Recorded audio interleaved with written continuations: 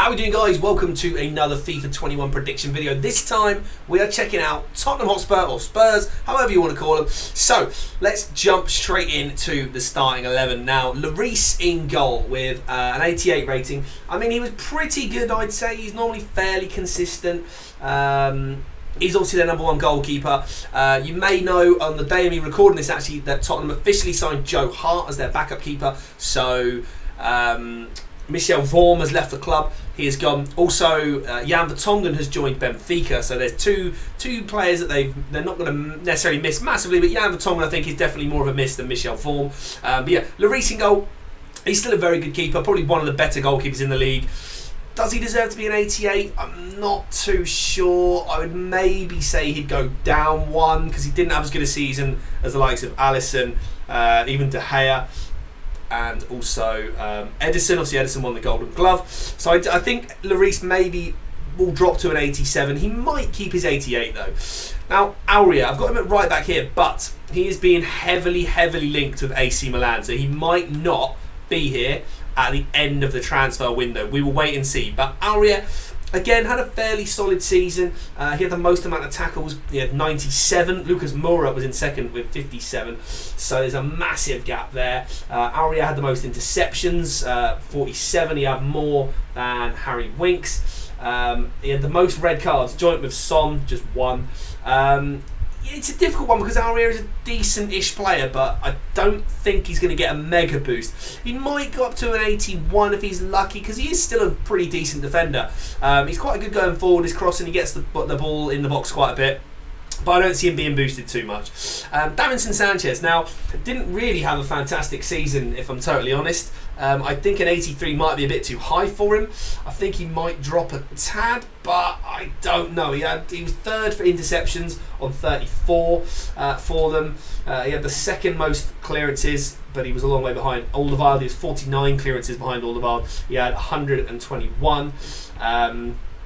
Nothing else really to mention about him, to be honest, at centre-back. But I think on the bench here, the only other defenders really, they've got Eric Dyer, who I put on the bench, but he was playing in centre-back quite a bit. But I think Davinson might drop to an 82. I think anything lower than that might be a bit harsh, but it could happen. Alderweireld, 87 rated. Now, he had the most amount of clearances with 170. That was 49 more than Davinson Sanchez. He also had the most amount of passes from Tottenham, so he's a good ball-playing defender out from the back. So his passing stat might go up a little bit. He had 1,978 passes, believe it or not. That was nearly 300 more than Harry Winks, who was next for them.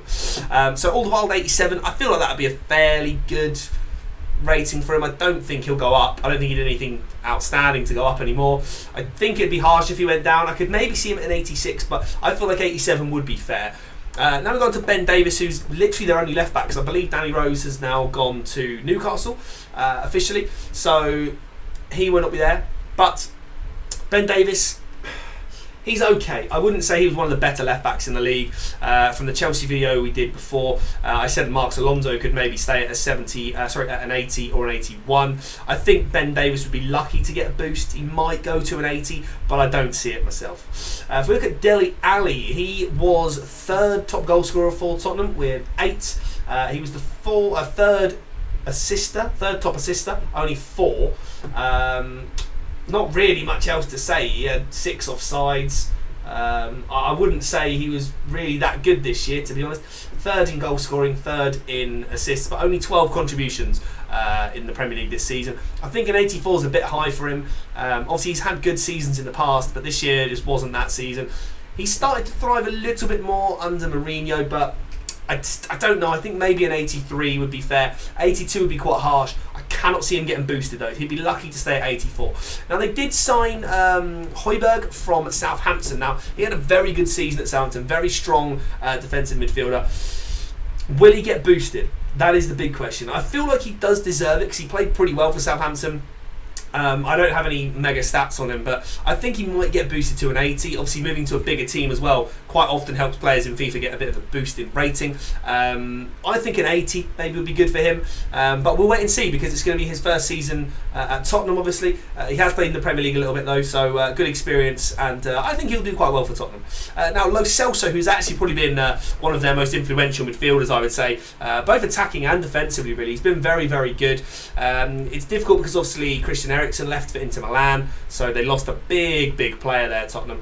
But Lo Celso is definitely looking to be the person to replace Eriksen, and he's doing quite well. He's now moved permanently to Tottenham, so he's going to be definitely one to watch this season. I think an 83 could be quite fair. I'd be shocked if he went down at all, but he may get an increase to an 84 if he gets a +1, if he's lucky. But I think 83 is probably fair for now. Right, let's move on to the big men up front here. Son. Now, Son was the second highest goal scorer. He had 11 goals. He was 7 behind Harry Kane, but he was the top assister with 10 assists. So he had 21 contributions this season. He was 5 assists ahead of Serge Aurier, who was actually the second most assister. Son also picked up a red card though as well. He had 17 offsides, which was the second highest after Harry Kane. So I think an 87 for Son is probably quite fair. He scored a few beautiful goals. I think it was either Burnley or Villa where he ran, the whole length of the field, wasn't it, with that dribble and scored. I don't think it was goal of the season, but it might have been. But he was a very good player. The 5-star weak foot's fantastic as well on FIFA and in real life. He's great with both feet.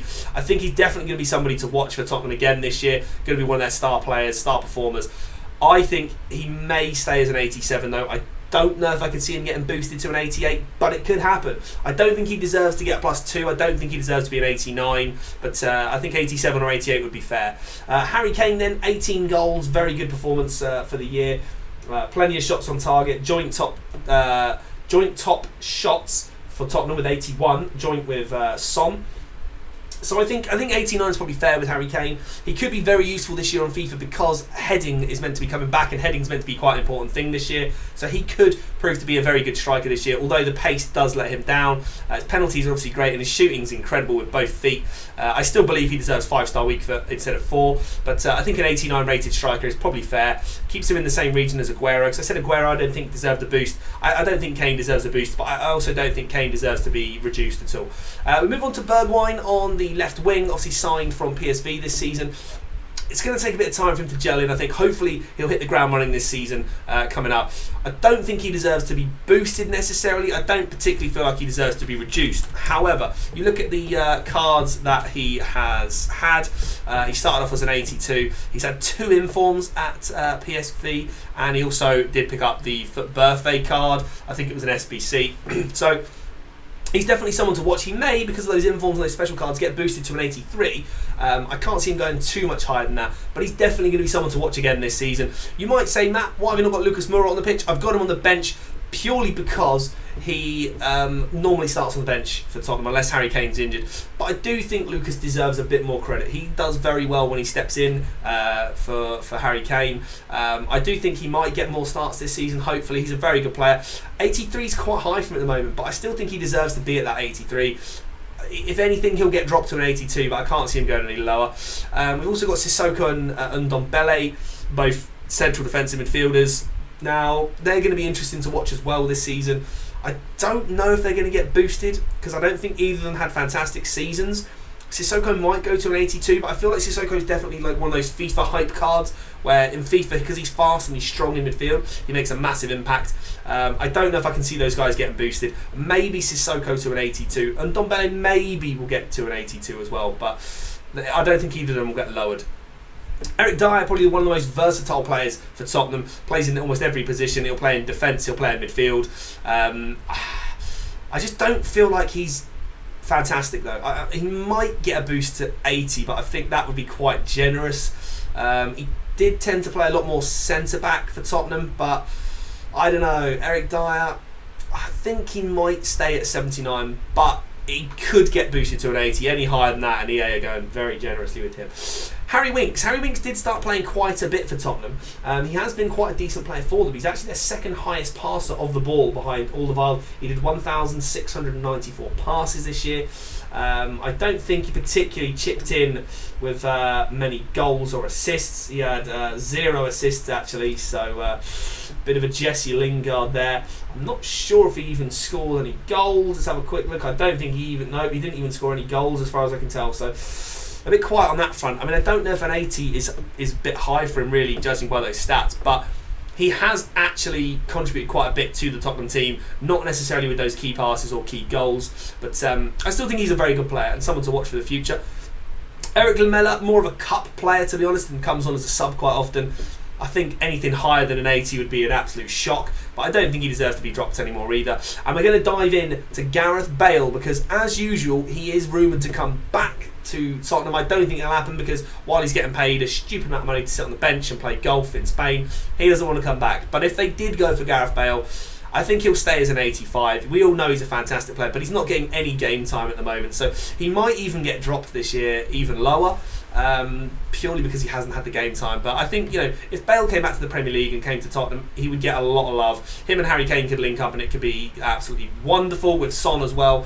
But we'll see. What do you think of the Tottenham team, guys? Do let me know if you are a Tottenham fan. Let me know, have I got it right? Have I got it terribly wrong? Do let me know your ratings. If you have enjoyed the video, do leave a thumbs up. Do subscribe if you're new. Leave some comments, and I'll see you on the video very soon.